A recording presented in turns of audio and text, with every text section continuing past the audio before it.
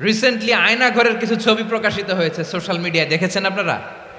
হ্যাঁ, ছোট্ট একটা জায়গা স্বাধীন মানুষকে প্রাণীর মতো পাখির মতো খাঁচায় বন্দি করে রেখেছে।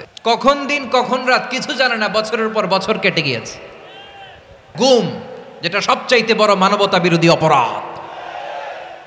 কত মানুষ যে গুম হয়েছে তার কোনো ইয়ত্তা নাই।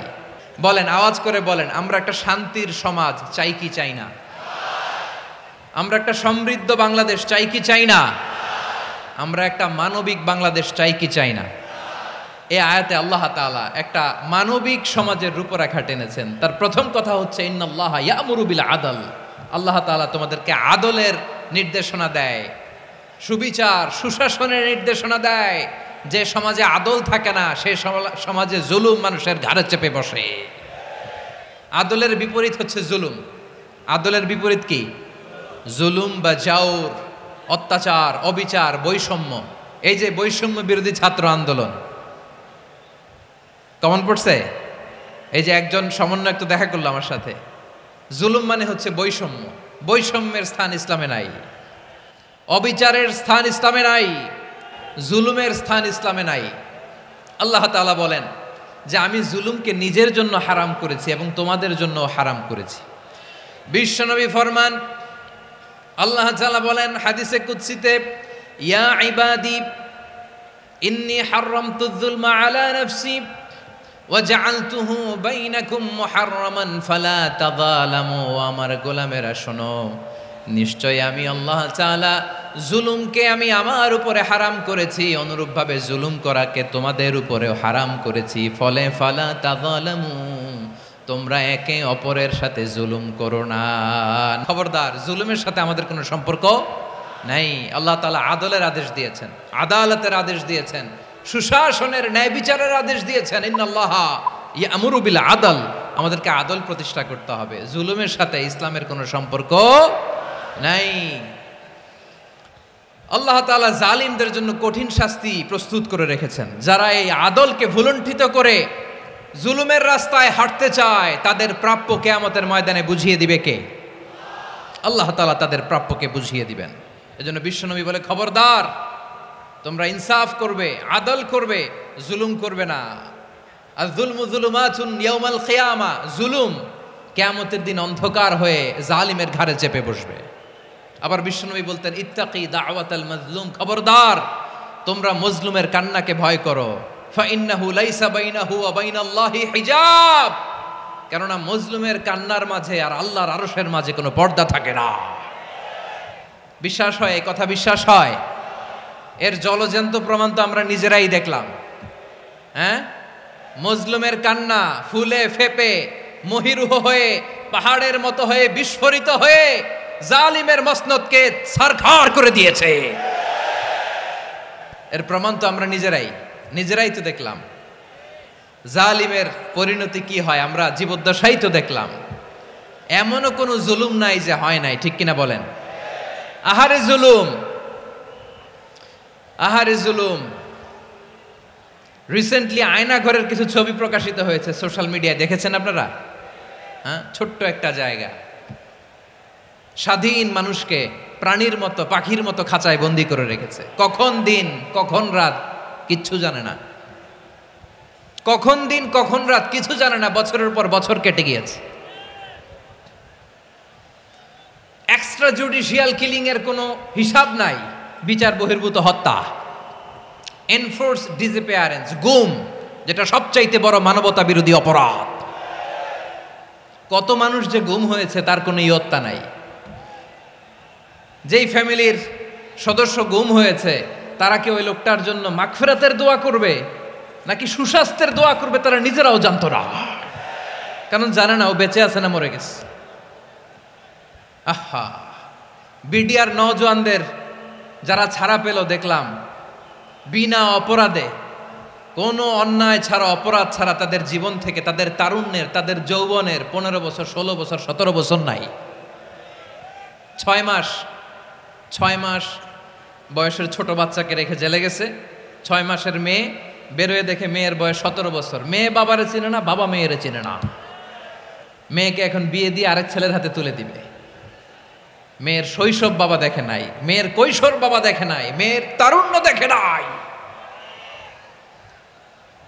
আরেক যুবককে দেখলাম 14 বছরের 14 দিনের সংসার, 2 সপ্তাহের সংসার শেষে জেলে গেছে। কত যুবকের যে স্ত্রী চলে গিয়েছে ফ্যামিলি ছেড়ে, কারণ জানে না তো কবে আসবে, কি হবে, কেউ জানতো না।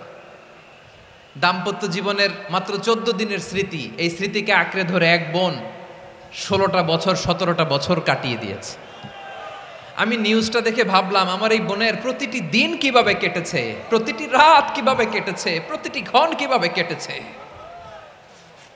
বিশ্বনবী বলেছেন, ইত্তাকি দাওয়াতাল মাজলুম ফাইন্না লাইসা বাইনাহু ওয়া বাইনাল্লাহি হিজাব।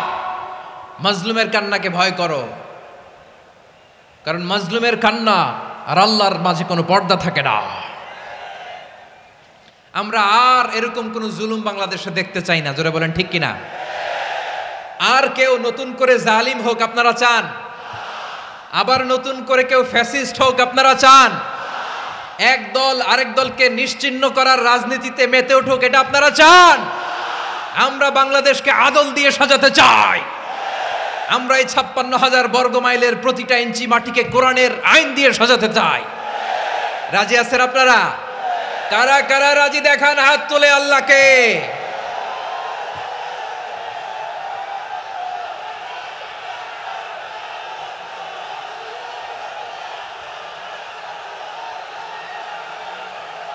আমার প্রিয় বীর চট্টলার তৌহিদি মুসলমান, আমরা আর নতুন করে কেউ জালিম হোক এটা চাই না, নতুন করে আবার কেউ ফ্যাসিস্ট হোক আমরা চাই না, এক দল আরেক দলকে নিশ্চিহ্ন করার রাজনীতি করুক আমরা চাই না। আমরা সুশাসনের বাংলাদেশ চাই, আমরা মানবিক বাংলাদেশ চাই, আমরা একটা সমৃদ্ধ বাংলাদেশ চাই, আমরা বিশ্বের বুকে সম্মান নিয়ে মাথা উঁচু করে দাঁড়াতে চাই, ঠিক কিনা বলেন?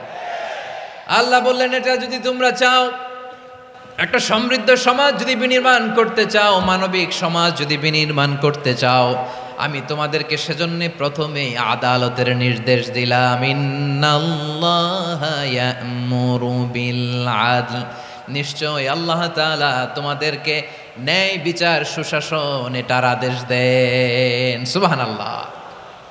আদাল, ন্যায় বিচারের আদেশ আল্লাহ তাআলা কোরআনের বিভিন্ন আয়াতে দিয়েছেন। আল্লাহ তাআলা বলছেন, ইন্নাল্লাহা ইয়া'মুরুকুম আন তুআদ্দুল আমানাতি ইলা আহলিহা ওয়া ইযা হাকামতুম বাইনান নাসি আন তাহকুমু বিল আদল ইন্নাল্লাহা নি'ম্মা ইয়া'iযুকুম বিহি ইন্নাল্লাহা কানা সামিআন বাসীরা।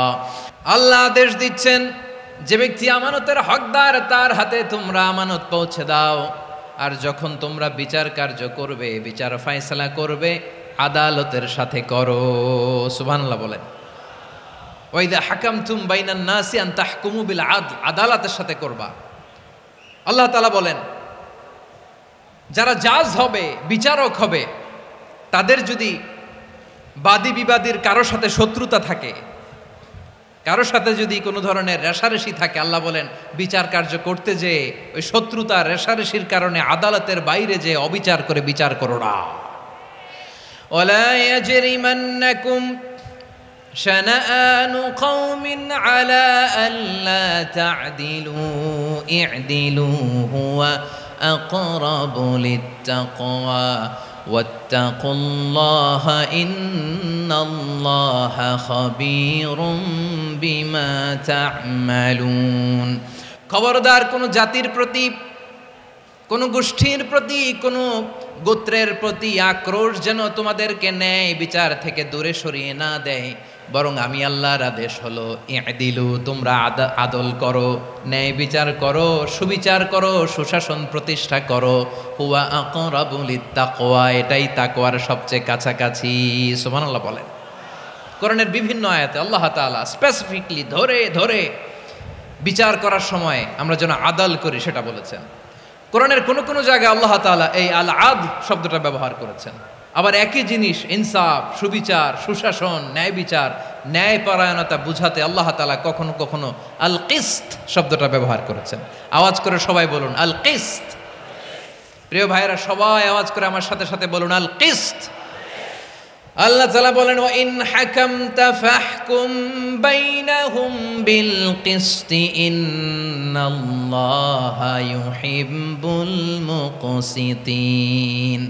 যখন তুমি বিচার করবে, বিশ্বনবীকে উদ্দেশ্য করে অ্যাড্রেস করে বললেন, নবী হে, ইহুদিরা কোনো বিষয়ে মীমাংসার জন্য যদি আপনার দরবারে আসে, যদি বিচার করতে হয়, খবরদার অবিচার করবেন না। ফয়সালা যেটা করবেন কিসতের সাথে করবেন, ন্যায় পরায়ণতার সাথে করবেন, কারণ ইন্নাল্লাহা ইউহিব্বুল মুকসিতিন, নিশ্চয় আল্লাহ রাব্বুল ইজ্জাত ন্যায় পরায়ণশীলদেরকে বড্ড ভালোবাসেন। সুবহানাল্লাহ বলেন। ন্যায় পরায়ণ লোকদেরকে আল্লাহ তাআলা বড্ড ভালোবাসেন। অন্য আয়াতে আল্লাহ তাআলা বলছেন وَنَضَعُ الْمَوَازِينَ الْقِسْطَ لِيَوْمِ الْقِيَامَةِ فَلَا تُظْلَمُ نَفْسٌ شَيْئًا। আমি কিয়ামতের দিন ন্যায়পরায়ণতার মানদণ্ড স্থাপন করব, যেটাকে আমরা মিজানের পাল্লা বলি। আল্লাহ বলেন ন্যায় বিচারের মানদণ্ড কিয়ামতের ময়দানে আমি আল্লাহ স্থাপন করব।